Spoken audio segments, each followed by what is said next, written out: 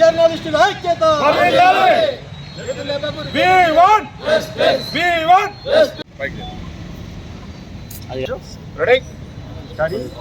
రోజు రోజుకు పత్రికల మీద దాడులు విపరీతంగా పెరిగిపోతున్నాయి.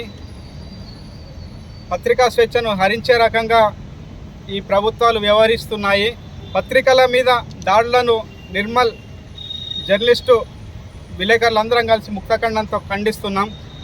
మొన్ననే సాక్షి ఎడిటర్ మీద దాడి జరిగింది. మళ్ళీ కొమ్మినేని శ్రీనివాసరావు గారి మీద దాడి చేసి అరెస్ట్ చేసి నిర్బంధించడం జరిగింది. పత్రికల మీద రోజు రోజుకు అణచివేత ధోరణితో ప్రభుత్వాలు పనిచేస్తున్నాయి. ఈ దాడులను నిర్మల్ జర్నలిస్టుల అందరి పక్షాన మేము ఖండిస్తున్నాము. ఇటువంటి దాడులు పునరావృతమైతే తీవ్రంగా ప్రతిఘటిస్తాం.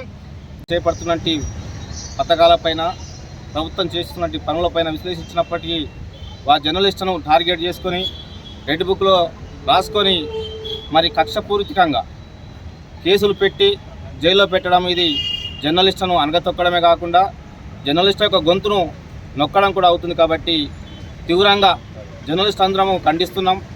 ప్రభుత్వాలు, కేంద్ర ప్రభుత్వం కానీ ఇటు రాష్ట్ర ప్రభుత్వం కానీ స్పందించి జర్నలిస్టులను విడుదల చేయాల్సిన అవసరం ఉంది. ఆయన సీనియర్ జర్నలిస్టు, అనేక ఛానళ్లలో కానీ పత్రికలలో విశ్లేషణ కథనాలు అందిస్తూ అన్ని ప్రభుత్వాల పైన కథనాలు మంచి మంచి కథనాలు ఇచ్చినటువంటి జర్నలిస్టులను ఇలా అనగదొక్కడం, ఇలా కోమినేని అయితే రేపు ఇంకా జర్నలిస్టు ఎందరో అనగదొక్కే ఉన్నది. కాబట్టి అలాంటి సంఘటనలు ముందు జరగకుండా కేంద్ర ప్రభుత్వం కానీ రాష్ట్ర ప్రభుత్వం కానీ చర్య తీసుకోవాల్సిన అవసరం ఉంది.